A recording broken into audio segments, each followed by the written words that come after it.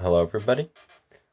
So today I wanted to talk about the playoffs coming up, and we finally have some confirmed playoff series. There's a lot of series that may as well be confirmed, like Toronto versus Montreal, but that aren't officially confirmed yet. But this one is actually officially confirmed, so I wanted to start getting videos out before the playoffs actually start of my playoff predictions. So in this series, obviously you can tell I'm doing the Tampa Bay Lightning versus the Florida Panthers. So over here at the top, I have both of their overall records, and they are insanely close. So far, each of them have one game left, and that last game is against each other. So who gets home ice advantage goes to who wins that game. If it goes to overtime, though, Florida gets it. But that is if there is home ice, though. There is still no word on if they are going to do a bubble or if it will be home ice. This will be a very good opportunity, though, if they do home ice, though, because I don't think there's ever been a Florida versus Florida playoff matchup, and that would be really cool if they could both be home for that. But first, Florida's record, they're 36, 14, and 5 with 77 points, and Tampa's 36, 16, and 3 with 75 points. So they have the exact same amount of wins, but the reason why Florida edges them out is they have more overtime losses. But overall, because they have the same amount of wins, it's basically a wash there, in my opinion, of who would have the advantage just based on overall record. And they've played the same teams the same amount of times, and all they have left is one game left against each other. So overall, that's a pretty even record for playing the same teams the same amount of times. Now, looking at the leading scorers for each team, starting with Florida, you have Huberdeau, who has 55 games played, 20 goals, 41 assists for 61 points. Uh, Not too shabby for him. And right behind him, also above a point a game, Barkov, in 49 games played, has 26 goals, 31 assists for 57 points. So slightly lower points, but it's also a slightly lower games played. I do think Barkov would have the edge over him if they had the same amount of games played, though. But overall, though, that is a very solid 1-2 punch as the top two on the team, and they are the main reason why the team is as far as they are. If either one of them wasn't there, I don't even know if this team is a playoff team. In my preseason rankings, I didn't have this team anywhere close to the playoffs. I actually had them as one of the worst teams in the league, and seasons like that out of those guys are why they're where they are. And then third on the team in points, it is a huge drop off after that. Carter Verhaeghe, with a phenomenal breakout season, just coming out of nowhere, had in 42 games played, has 17 goals, 18 assists for 35 points. Just phenomenal. For a player that was barely an NHLer last year. Going on to the Tampa side, though, the points are lower, but they're closer. So it's more of a scoring by committee for Tampa. You could see right off the bat with Point with 55 games played has 23 goals, 25 assists for 48 points. So clearly that shows nobody on this team is above a point a game. Palat is second with 55 games played, 15 goals, 31 assists for 46 points. And then it's Hedman, 54 games played, 9 goals, 36 assists for 45 points. And that's by far the most impressive numbers of the three because he's a defenseman. But overall, those are all really good numbers. But there's not anywhere in the lineup that they can't get contributions from, so they don't need to rely on two guys like Barkov and Huberdeau, which that gives them an advantage going in.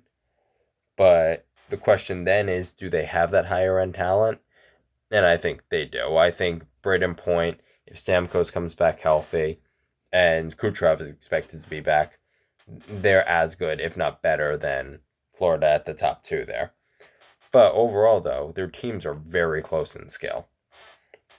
And now I put one player from each team that was very notable to put that didn't quite make it into the top three. Sam Bennett, since being acquired by by Florida from Calgary at the trade deadline.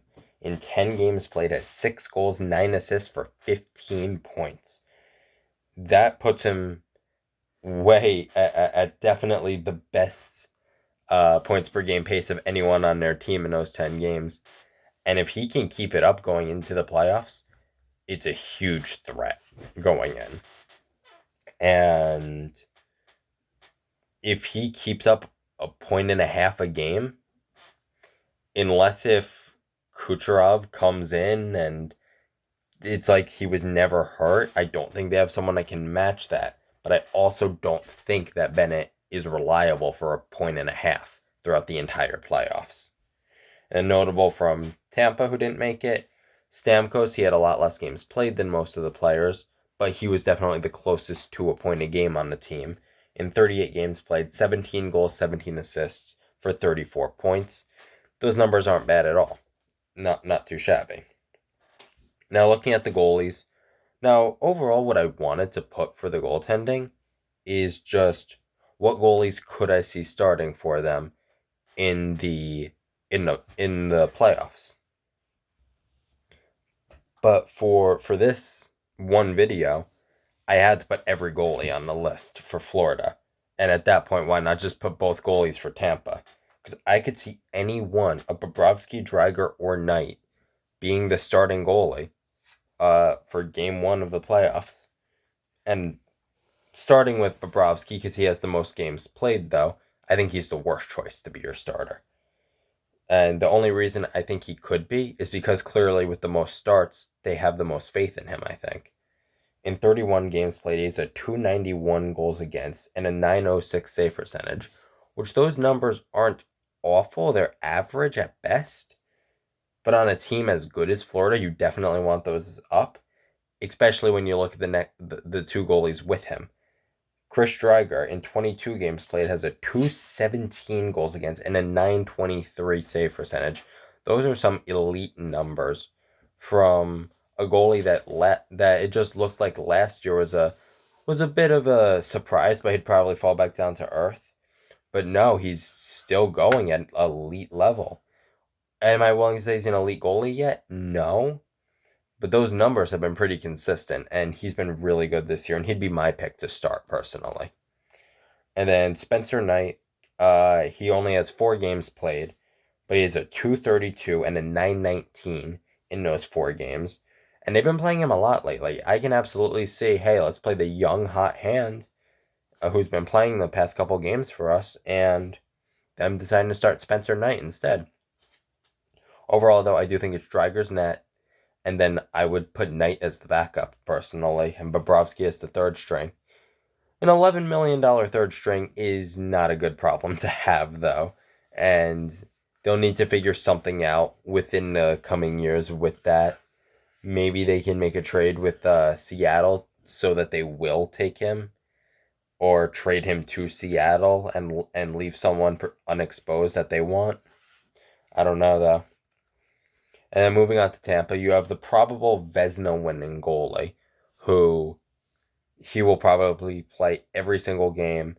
And if McElhinney touches the ice, you know something bad happened. Because Vasilevsky is heavily relied on. And last year in the playoffs, he was the only goalie to not have their backup used for the entire playoffs. In 41 games played, he had a 217 goals against average and a 926 save percentage, which on the surface, those numbers look elite as is and look phenomenal, Vezina winning numbers. But then if you look at the backup's numbers are awful, which makes his numbers look even better. Curtis McElhinney, which the only reason I have him listed is if Vasilevsky goes down with injury, Tampa could be done. Or if they need to go to the backup goalie, Tampa's done. McElhinney cannot win them a playoff series. In 12 games played, he has a 309 goals against average and an 875 save percentage, which is awful. And I can't see if they need to go to him, it ending well at all. Even if they're up in the series already, unless if it's like up 3 games to none, and then even then I could see him letting up a reverse sweep against such an elite team like this. And then going on to the records against each other. Florida's record against Tampa is 4-2-1. Tampa's record against Florida is 3-4-0. So as of right now, Florida does have the edge in the series, but they have one more game against each other before the playoffs. And if Tampa wins it, it's even. It's 4-4 or 4-3-1, depending on which side you're looking at it from. And that's really impressive. And then this season, Florida had the fifth most goals for per game in the NHL at a 3.35 goals per game, which is insane. But they were also 11th in goals against with a 275, which that's really good too, but it's not nearly as insane or elite level as that goals for. Tampa's goals for isn't nearly as good as Florida's, but it's better than Florida's goals against, so that'll probably about even out to average between Tampa's goals for and Florida's goals against, and same with Florida's goals for and Tampa's goals against. Tampa has the ninth best goals for per game with a 3.27 and the sixth best goals against with a 256. So putting that together, Tampa has a ninth and a sixth versus Florida's fifth and an 11th. Right there, I'd give the edge to Tampa, mainly because of that defense. And that offense with Tampa will only get better, because what I have next is one big stat from each team that could be a huge factor going into the playoffs. So for Florida, I have their record set against playoff teams since Aaron Ekblad's injury. So obviously their record is phenomenal and it's one of the best in the NHL. But since Aaron Ekblad got hurt against playoff teams, they've only been able to come up with a 4-4-1 record. Granted, I know at least half of those losses are against Carolina. It's still alarming to see an even record when you're supposed to be a top team in the league and supposed to have been competitive up there with Carolina and Tampa. And Florida was really hot for a while, and I believe was first in the NHL for a little while. And their defense, I don't trust it without Ekblad. And that 4-4-1 record against playoff teams really reinforces it. You know, an important stat for Tampa, Nikita Kucherov in the 2020 season, in 68 games played, had 33 goals, 52 assists for 85 points. And if they can get half of that out of Kucherov coming back from injury, which would be somewhere around 42 to 43 points in 68 games, that is still a top six forward. So getting Kucherov back will be huge for them and could end up being a huge difference maker in whether they will win, not just the series, whether they could win the cup or not. Because you can look at it from he's coming off of an injury and he might be slow and weak, or he's rested. Well, everyone's been playing in this condensed schedule. He hasn't played in a while.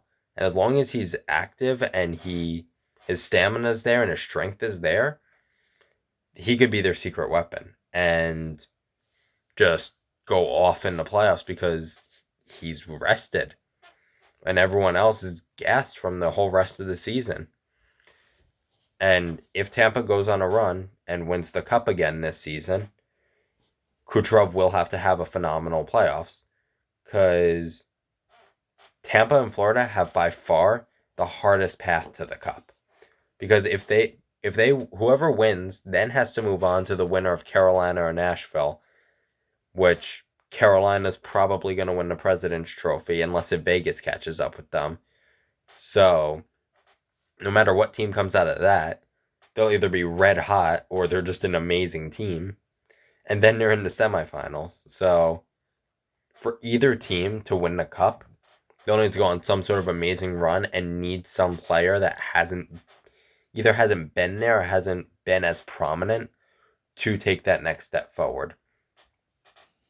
So overall, though, for this series, I would give the series to the Tampa Bay Lightning. And I'd probably say in about 7 games. Unless if Kucherov comes in and is lights out, then I could see it being 6. But overall, that's my thoughts for this series. I'd like to know what you guys think. And I'm looking forward to seeing some playoff hockey. Wish it would involve the Rangers, but next year we get them. But thank you guys for watching. Let me know what you think. And I'll see you in the next one. Bye.